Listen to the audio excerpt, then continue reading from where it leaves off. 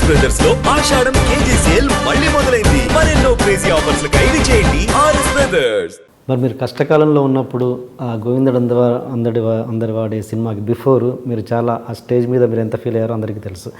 అంత ఫీలింగ్ని చిరంజీవి గారు కారణం చేసి చెప్పారు మీరు. బట్ అంతకుముందు సిరివెన్నెల సీతారామశాస్త్రి గారు కానీ ప్రకాష్ రాజ్ గారు కానీ వీళ్ళందరినీ ఎప్పుడు మీరు లేదు, ప్రకాష్ తోటి నాకు టచ్ లేదు, అప్పటికి మేము టచ్లో లేము.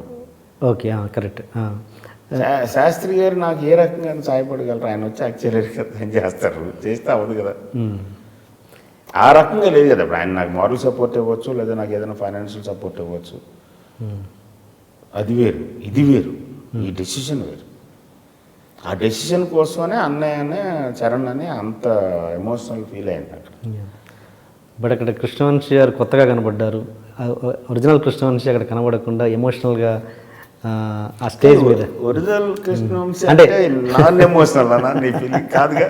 నేను ఎమోషనల్ కాకపోతే గులాబీ కానీ, అంతఃపురం కానీ, సింధూరం కానీ, ఖడ్గం కానీ ఈ సినిమాలు రావు. గోవిందుడు అందరివాడేలే కానీ, మురారి కానీ, ఇవన్నీ full of emotions, rich emotions. I'm very emotional person, but with a maturity, with a balance of mind. I'm not stupid. నేను ఎమోషనల్ ఫుల్ కాదు. ఎమోషన్స్ కోసం ఏమైనా చేశాను. ఇప్పుడు ఆర్జీవి గారు కూడా ఎమోషనల్ బయట కనబడరు, బట్ సినిమాలలో మంచి ఎమోషన్ ఉంటుంది. ఆర్జీవి గారితో కంపేర్ చేసుకునే అంత ధైర్యం లేదు నాకు. నేను ఒక టాపిక్ వచ్చింది కూడా చెప్తున్నాను. ఆర్జీవి అనే గంధపు వృక్షం కింద అదృష్టవశాత్తు పెరిగిన ఒక గడ్డి మొక్కలు అంటున్నాను. కరెక్ట్గా చెప్ప, మా ఇద్దరి స్థాయి భేదం అంటే అది. ఓకే, ఆ చెట్టు ఆ వృక్షం కింద ఉంది కాబట్టి దీనికి కొంచెం సువాసన వచ్చి ఉంటుంది బహుశా, అంతమించి ఏం కాదు. అసలు ఆయనతోటి ఏ రకమైన పోలిక లేదు. ఓకే, సరిపోను. మోడెస్ట్ కోసం చెప్పట్లేదు. ఆయన దగ్గర వర్క్ చేయకపోయి ఉంటే కృష్ణవంశీ స్టైల్ ఇలా ఉండేది కాదండి. డెఫినెట్గా అనుమానం లేదు. ఆయన దగ్గర పనిచేసినందువల్ల కొన్ని మురికి తొడుగులు పగిలిపోయినాయి. ఓకే, అంత గొప్పగా ఇన్స్పైర్ చేసిన ఆర్జీవి గారితో మీకు ఎందుకు విభేదాలు వచ్చాయి? అప్పుడు ఎప్పుడు రాలేదు, ఎప్పుడు రాలేదు. విభేదాలు లేవు. ఇప్పుడు విభేదం వేరు, డిఫరెన్స్ ఇన్ ఐడియాలజీస్ వేరు. ఓకే, ఏ విషయంలో? కరెక్ట్గా చెప్పాలంటే అంత ప్రామినెంట్ మ్యాటర్ ఏం కాదు. గులాబీకి ముందు అనగనగా ఒక రోజు టైంలో క్రియేటివ్ డిఫరెన్సెస్ వచ్చినాయి. ఆయన సినిమా ఎలా ఉండాలంటే నేను ఎలా ఉండాలంట. ఓకే, ఎందుకు నువ్వు నా మాట వింటలేదు అని అంటారు. సార్ గులాబీకి ముందు అనగనగా ఒక రోజు అనే సినిమాకి ఫస్ట్ సోకాల్డ్ రిఫ్ట్ అనేది మేబీ సోకాల్డ్ రిఫ్ట్ అనే మాకేం కాదు. అక్కడ స్టార్ట్ అయింది. ఇలాగైతే నేను చేయను సార్ అన్నా. చేయకపోతే అలా కూడా నేను కదా ప్రొడ్యూసర్నే అంటే ప్రొడ్యూసర్ అని ఫోర్స్. ఇలాంటిది ఏదో చిన్నది ఒక ఫన్ ఆర్గ్యుమెంట్ ఓకే జరుగుంటుంది. తర్వాత because of my lack of experience or my over enthusiastic nature డెఫినెట్గా బడ్జెట్ కంట్రోల్ తప్పదు. ఒక కొత్త డైరెక్టర్ మీద, ఒక కొత్త హీరో మీద ఎంతవరకు వెళ్ళగలగాలో వెళ్ళకుండా ఇంకా దాటి వెళ్ళిపోయాను. 2 సార్లు వార్న్ చేశాను, ఇది కరెక్ట్ కాదు ఉంచి బడ్జెట్ క్రాస్ అయిపోతుంది, చూసుకో. ఓకే, ఆయన అప్పటికే హిందీ దాంట్లో బిజీగా ఉన్నారు. ఆయన సరే నాకు అర్థం కాలేదు, పట్టు వెళ్ళిపోతున్నాం. సో 1 డే వచ్చి ఆయన ఎగ్జిక్యూటివ్ ప్రొడ్యూసర్ తోటి అకౌంట్స్ చూసుకుని ఇది కరెక్ట్గా వర్కౌట్ లేదని నన్ను పిలిచి చెప్పేశారు, వద్దు ఇంకా రేపు నుంచి నీకు అర్థం కావట్లేదు నేను చెప్తున్నది, నువ్వు మా అన్నయ్య. సరే ఓకేనా అని, సరే అయితే నువ్వు ఇక్కడ ఉండొద్దు అని అన్నా. ఇక్కడ ఉండకుండా ఎక్కడికి వెళ్తాం, మరి ఇప్పుడు ఏం చేస్తాం? ఏం చేయటం అంటే ఈ సినిమా జరుగుతుంది కదా, దానికి అసిస్టెంట్ డైరెక్టర్గా చేస్తాం.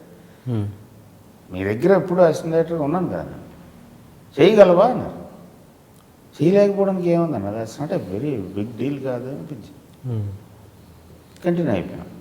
ఆ తర్వాత మళ్ళీ గులాబీకి ఇంక ఇప్పుడు ఈయన దగ్గర కుదరట్లేదు కాబట్టి బయట ట్రై చేస్తుంటే ఆయనే పిలిచి బయట ఎక్కడ ట్రై చేయడం అంటే కథ అంతా కరెక్ట్గా ఉంది. లేదు, లాస్ట్ టైం స్క్రిప్ట్ కరెక్ట్గా లేదని కదా నేను పడుతున్నది, కరెక్ట్గా ఉందంటే వచ్చి చేసాను. నేను కథ మీకు చెప్పను, చెప్పకపోతే ఎలా కూరుతుందా? సార్ మీ ఐడియాలజీ వేరు, నా ఐడియాలజీ వేరు, నేను అంతే, ఇది మీకు నచ్చకపోవచ్చు.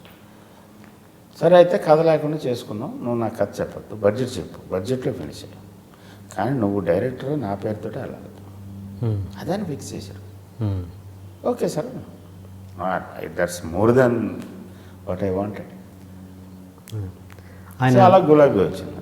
గులాబీ మొత్తం డబుల్ పోస్టర్ చూసి ఈ రేజ్డ్ సమ్ అబ్జెక్షన్స్. అక్కడ కొంత ఫ్రిక్షన్ ఉంది. It's not a rupture, okay, it's a friction.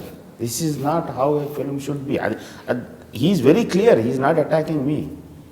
He's telling film ఇలా ఉండకు, నువ్వు డెవలప్ చేసిన ఎమోషన్ ఇలా ఎండ్ అవ్వకూడదు, ఇలాగ ఫ్లో ఉండకూడదు, it should be something else. So after 15 days I could see that, and then I started reworking. But ఇలా చెయ్యని ఎప్పుడు చెప్పలేదు. That's the greatest thing with him.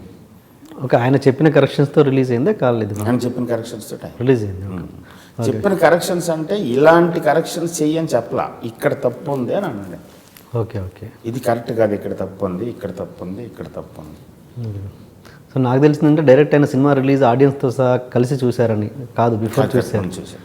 Okay okay. And మీరు అన్నారు అనగనగా ఒక రోజు నుంచి తీసేసిన తర్వాత అసిస్టెంట్ డైరెక్టర్ మళ్ళీ కంటిన్యూ అయ్యారని. అది చేయాలంటే నిజంగా చాలా ప్రాక్టికల్ మనిషి అయి ఉండాలి. అది అంతేగా, ఒక డైరెక్షన్ చేసిన సినిమాకి అప్పటి వరకు కూడా నేను డైరెక్ట్ చేస్తున్నా ఆ సినిమాకి, నేను అసిస్టెంట్ డైరెక్టర్ లాగా ఉండేవాడిని. That's my boss company. ఆ ప్రొడక్షన్ హౌస్లో వీఆర్ ఆల్వేస్ ది సేమ్. ఒక్కొక్కసారి బాస్ షూటింగ్స్లో కూడా రెండు సాయంత్రం నాకు అర్జెంట్గా నాకు ఏదో టూత్ పెయిన్ ఉంది, ఓకే ఈ సీక్వెన్స్ చేసి అని చెప్పే రోజులు ఉన్నాయి. అప్పుడు ఆయన బాస్ తోటి చెప్పి, సార్ ఇది క్లోజ్ షాట్, ఇది వైట్ షాట్, ఇది ఇక్కడ ట్రాలీ అనుకుంటున్నాను, ఇక్కడ ఏమనుకుంటున్నాను, ఇక్కడ ఈ డైలాగ్ ఇలా ఉంటుంది, ఇలా ఉంటుందని మేము చెప్తా చూసి ఆయన ఓకే ఇది పర్ఫెక్ట్ చేసి నేను వెళ్ళిపోతున్నానంటే చేసాం. బట్ అప్పుడు మేము డైరెక్టర్ అని ఫీల్ అవ్వాలి. ఓకే, మేము ఎందుకన్నా అంటే నేను తేజ కూడా ఉండేవాడు అక్కడ. మా శివనాశ్వరరావు గారితో యాక్షన్ కరెక్ట్ చెప్పించేవాళ్ళం. అది మామూలుగా సార్ని పెద్ద డైరెక్టర్లు ఎక్కడైనా జరుగుతూ ఉంటుంది. సో అలాగే అనుకున్నాను అనగానే ఒక రోజు కూడా. సో అదే మళ్ళీ ఈసారి మళ్ళీ బాస్ వచ్చాడు. బట్ అనౌన్స్ చేశారు కదా, పేపర్ అనౌన్స్మెంట్ వచ్చిన తర్వాత ఎంత కొంత లోపల ఒక చిన్న ఫీలింగ్ ఉంటుందిగా, ఉండదా? రాలేదా మీకు ఏమాత్రం? అంత రాలేదు. బట్ ఏమొచ్చిందంటే గిల్ట్ వచ్చింది. అదే, మంచి ఛాన్స్ పోగొట్టుకున్నాను, ఇంతకాలం కష్టపడి ఈ స్టేజ్ని తెచ్చుకోలేకపోయాను. What I did is the wrong thing. Definitely it's a mistake, I should correct it. ఇప్పుడు ఆల్రెడీ దెబ్బ పడిపోయి నేను ఆల్మోస్ట్ ఇప్పుడు మిగతా వాళ్ళందరూ ఆటోమేటిక్గా రాము గారే తీసేసారంటే ఇంక మిగతా వాళ్ళు ఎవరు చూస్తారు? లేదు, మళ్ళీ మన బయట రావాలి, హ్యావ్ టు కమ్ అవుట్ అనే ఒక డిటర్మినేషన్తో చేసింది గులాబీ. To resurrect myself. మళ్ళీ అదే బాస్ ప్రొడ్యూస్ చేశారు, అదే బాస్ యాక్సెప్ట్ చేశారు. ఫ్యాంటాస్టిక్గా ఉంది సినిమా. That's my achievement. నేను I feel very proud about it. And అనగనగా ఒక రోజు టైంలో తీస్తున్నప్పుడు మిమ్మల్ని గెస్ట్ హౌస్ కూడా ఖాళీ చేయమన్నారంట, నిజమేనా? గెస్ట్ హౌస్ ఖాళీ చేయమంటే కదా, ఇట్స్ ఎ ప్రొడక్షనల్ ఇష్యూ అది. అంతే. నేను అప్పుడు ఆఫీసర్లోనే ఉండేవాడిని. అప్పుడు ఇప్పుడు వర్మ క్రియేషన్స్ పెట్టినప్పటి నుంచి కూడా నేను ఆఫీస్లోనే ఉన్నా, నాకు సపరేట్గా రూమ్ లేదు ఎప్పుడు. ఓకే. సో ఆబ్వియస్గా అయినప్పుడు ప్రొడక్షన్ వాళ్ళు ఓవర్ ఎంతూజియాస్టిక్ చెప్పదు ఉంటుంది కదా జనరల్గా. అదే. అండ్ ఇప్పుడు రాము గారు ఎప్పుడు ఇంటర్వ్యూలో కూడా అడిగినప్పుడు కృష్ణవంశీ సినిమాలు నాకేం నచ్చవు అని అంటారు. నిజం? వై, ఎందుకు? అది ఏం మరి అది ఆయనే కదా చెప్పాలి. మీరేమనుకుంటుంటారు? అంటే మీరు ఆయన కింద వర్క్ చేసిన ఆయన కదా, ఏంటి ఎక్కడ తేడా? ఈ కైండ్ ఆఫ్ ఎమోషనల్ ఫ్యామిలీ నేను ఎక్కువ డీల్ చేస్తున్నాను కాబట్టి, దేవుడు కల్చరు ఇలాంటి విషయాలంటే ఆయన పెద్ద కనెక్ట్ అవ్వరు ఫస్ట్ నుంచి కూడా. ఆయన ఏ సినిమాలో కూడా ఉండదు అది. Okay okay. ఆయన గుళ్ళో కూడా దేవుడికి దండం పెట్టుకుంటూ ఉంటే మటర్స్ జరుగుతూ ఉంటాయి. ఆ జోన్లో ఆయన ఉంటారు, నేను ఈ జోన్లో ఉంటాను. ప్లస్ బేసిక్ రొమాన్స్ ఇయ్యానంటే ఆయన పెద్దగా ఇష్టపడరు, పర్సనల్గానే ఇష్టపడరు. నేను అయ్యే సినిమాలు తీస్తున్నాను కాబట్టి బహుశా ఆయన ఇష్టపడిపోయి ఉండొచ్చు. మీకు మాత్రం ఆయన సినిమాలు ఇష్టం? 100%. అంటే ఏదో కొత్త పాయింట్ తెలుస్తుంది నాకు, ఒక కంపోజిషను, కట్టింగ్ పాయింట్, ఒక ఎడిటింగ్ ప్యాటర్ను, ఒక లైటింగ్ ప్యాటర్ను, ఒక డైలాగ్ ప్యాటర్ను, ఒక డ్రెస్ ప్యాటర్ను, ఒక బాడీ లాంగ్వేజు, ఒక unexpected screen play surprise. and the way he runs the whole point till the end, and how he conveys the subject, through whom he conveys, and varied, not a love story, నాకు పిచ్చి పిచ్చిగా నచ్చేసింది, నాచి విపరీతంగా నచ్చింది. ఒక్కొక్క props మీద play చేస్తుంటారు, only ఒక ఫోన్ మీద ప్లే చేస్తుంటారు, ఒక్కోసారి ఒక కెమెరా మూమెంట్ మీద ప్లే చేస్తూ ఉంటారు. సో అలాంటి అన్నీ దొరుకుతూ ఉంటాయి నాకు. అండ్ ఆయన వరల్డ్ సినిమా సారం అది. ఈజీ కదా మనకి. ఆయన ఒక సినిమా చూస్తే ఒక 100 సినిమాలు చూసినాడు, 100 ఎఫెక్టివ్ ఫిల్మ్స్ చూసినాడు, చెత్త సినిమాలు కాదు. ఓకే. ఒకవేళ ఆర్జీవి తెలుగు ఇండస్ట్రీకి రాకపోయి ఉంటే, లేకపోయి ఉంటే ఇప్పుడు తెలుగు సినిమా పరిస్థితి ఈ స్థాయిలో ఉండేదా లేకపోయేదా? ఏ స్థాయి అని అంటున్నారా? ఆ స్థాయి బాగుందని అంటున్నారా, బాగోలేదని అంటున్నారా? బాగుంది అంటే మేకింగ్ స్టైల్ అనేది పెరిగింది, మేకింగ్ ఇవన్నీ పెరిగింది. అది పూర్తిగా ఇప్పుడు ఆర్జీవి రాకపోతే అంటే ఇన్ఫ్లుయెన్స్ అన్నది చాలా ఉంది కదా. ఆర్జీవి రాకపోయి అంటే డెఫినెట్గా ఉంది. We're all like from there only. But నేను జనరలైజ్డ్గా ఆన్సర్ చేస్తాను ఈ క్వశ్చన్. ఆర్జీవి రాకపోయింటే ఆ స్టేజ్లో ఇంకొక వాళ్ళు ఎవరిని వచ్చి ఉండేవారేమో. ఓకే. మణిరత్నం వచ్చాడు సేమ్ టైంలో, అదే మణిరత్నం వచ్చేవాడేమో ఇక్కడికి, అది ఇక్కడ ఇంకొకటి ఎవరైనా వచ్చి ఉండేవారేమో. అలా ఎందుకు ఆలోచించట్లేదు, ఎందుకు ఫిక్స్ అయిపోతున్నాం మనం? Okay. Good, very good that RGV has come. But RGV లేకపోతే ఇది ఆ ప్రపంచం ఆగిపోతుంది అని అనుకోలేం కదా. ఎగ్జాక్ట్లీ. ఆర్జీవి నీడ్ ఉంది అక్కడ ఆ టైంకి. ఆర్జీవి పట్టుకున్నారా దాన్ని, ఇంకేట్లయితే ఇంకొకరికి వచ్చింటేవారేమో. ఏమో మరి మన అంత డిప్రెస్డ్గా ఆలోచించట్లేదని. Yeah exactly. ఓకే. ఆయనతో మీకున్న సరదా సంఘటన ఏదైనా మంచి ఎమోషనల్ ఇన్సిడెంట్ కావచ్చు, సరదా సంఘటన కావచ్చు, ఏదైనా ఒకటి పంచుకొని ఆయన టాపిక్ క్లోజ్ చేద్దాం మనం.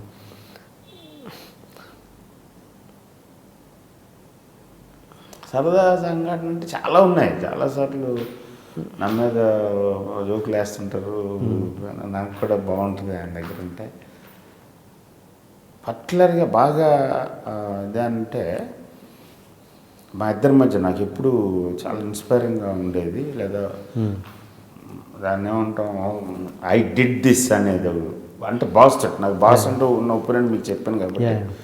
So everywhere even a small look from him makes a lot of difference. Maybe పెద్ద అవార్డుల కంటే కూడా ఎక్కువగా ఉంటుంది. అలాంటి ఆయన గులాబీ సినిమా అయిపోయింది, సాంగ్స్ అని అనుకున్నప్పుడు ఊరికనే జనరల్ దాంట్లో ఏంటి సాంగ్స్ ఎక్కడ చేస్తున్నావు అంటే, ఇలాగ బైక్ మీద ఒక సాంగ్ చేస్తాను అని పాట అనిపించింది. బైక్ మీద తర్వాత అన్నాను, క్యాజువల్ కాదు, it is not like as a producer director అడుగుతున్నాడు. కాదు, మొత్తం తర్వాత కూడా బైక్ తర్వాత కూడా బైక్, అది కాదు పాట, మొత్తం పాట బైక్ మీద, మొత్తం పాట బైక్ మీద ఎలా ఉంటుందా అంటే అప్పటికి ఉన్న ఫిజికల్ రెఫరెన్సెస్ ఒకటి షోలే, ఏ దోస్తి, ఇంకొకటి ఆరాధనలోనో ఎందులోనో మన రాజేష్ ఖన్నా పాట మొత్తం దాని మీద తీస్తే బోర్ కొట్టేస్తుంది. వచ్చి పిచ్చాన్ని కేవలం ఇది ఒక 3 hours జరిగిన డిస్కషన్. లేదు బాగుంటుంది సార్, నేను చెప్పలేకపోతున్నాను ఆయన దగ్గర ఎలా చెప్తాం, హనుమంతుని ముందుకు ఉప్పు గంతులాగా ఈ షార్ట్ ఇలా కట్ అది చెప్పలేం కదా. లేదు సార్ అది లేదు ఏంటిది బడ్జెట్, అప్పుడు మా ఇద్దరి మధ్య బడ్జెట్ ఇది ఉంది కదా, కమిట్మెంట్, దాని గురించి ఆలోచించద్దు, ఆ సంగతి మర్చిపో, నీకు I will give you another 10 lakhs or 20 lakhs, go to Andaman, 2 songs అన్నారు కదా, 2 songs షూట్ చేయను. లేదు సార్ నాకు చాలు, నేను ఇక్కడే అరకులో కాదు ఉంచి నా మాటను నేను చెప్తున్నా కదా సార్, నాకు అర్థమవుతుంది సార్ మీరు చెప్తున్నది, కానీ నేను మీకు అర్థమయ్యేలాగ చెప్పలేకపోతున్నాను. మూర్ఖుడు నువ్వు, చెప్పితే వినవు, నీ ఏదైతే అదే ఏంటిది కరెక్ట్ కాదు అన్నా. సరే సాగు అని ఇదే జరిగింది. ఇది నైట్ 2:33 జరిగింది. మర్నాడు evening we went head Vizag, పాట చేస్తే ఎడిట్ చేసి చూపించి ఒకసారి. అప్పటికి రంగీలాకి ఆమీర్ ఖాన్ తీసుకొచ్చి ఇక్కడ ప్రసాద్ డబ్బింగ్ థియేటర్లో డబ్బింగ్ చేపిస్తున్నాను రాముగారు. ఆ గ్యాప్లో బాస్ రా అన్నపూర్ణ ప్రివ్యూ థియేటర్ ఉంది, మేము అన్నపూర్ణలో ఉండేవాళ్ళం లెటర్లు. సాంగ్ చూసి సైలెన్స్, మాట్లాడదాలే. నేనేమో వెనకాల నిలబడన్నాను, ఏమంటారు బాస్, ఆయన్నే చూస్తున్నాను. ఆయన చూస్తే ఒక పెద్ద కళ్ళు కదా చూస్తాను. అమ్మ ఏంటి అయిన తర్వాత మళ్ళీ ఏమన్నాడు? తప్పండి రాయన అమ్మ దొరికేసాము, ఇక్కడి నుంచి ఇక్కడికి తీసేయి, ఇక్కడి నుంచి ఇక్కడికి తీసేయి, ఇది ఇక్కడ చెయ్యి, ఇది ఇలా చెయ్యి, ఇలా చెయ్యి, ఇది కరెక్ట్ కాదు. ఇది నేను పైన గబగబ పరిగెత్తుకుంటే పైన ప్రొజెక్టర్ రూమ్లోకి వెళ్ళి మళ్ళీ లోడ్ చేసి కిందకి పరిగెత్తుకుంటూ వచ్చిన అయ్యింది పని.